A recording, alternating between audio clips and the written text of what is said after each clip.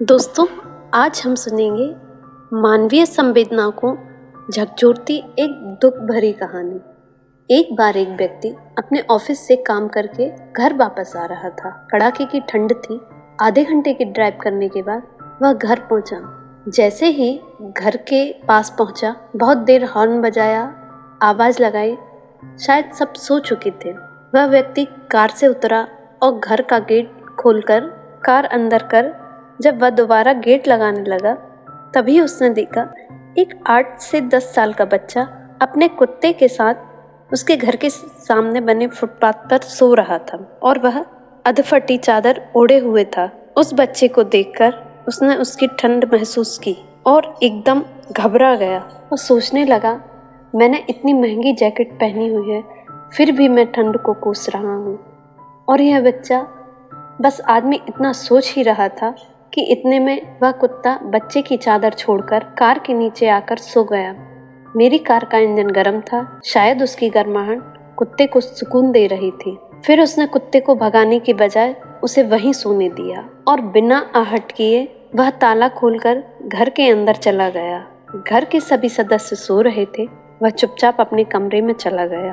जैसे ही उसने सोने के लिए रजाई उठाई, उस लड़के का ख्याल बार बार उसके मन में आता और सोचने लगता, मैं कितना स्वार्थी हूँ। मेरे पास विकल्प के तौर पर रजाई, चादर, कंबल सब है, पर उस बच्चे के पास एक अधफटी चादर थी। फिर भी वो बच्चा उस अधफटी चादर को कुत्ते के साथ बांटकर सो रहा था और मुझे घर में फालतू पड़े कंबल और चादर भी किसी को देना गवारा नहीं था। यही सोचते सोचते ना जाने कब उस व्यक्ति की आंख लग गई।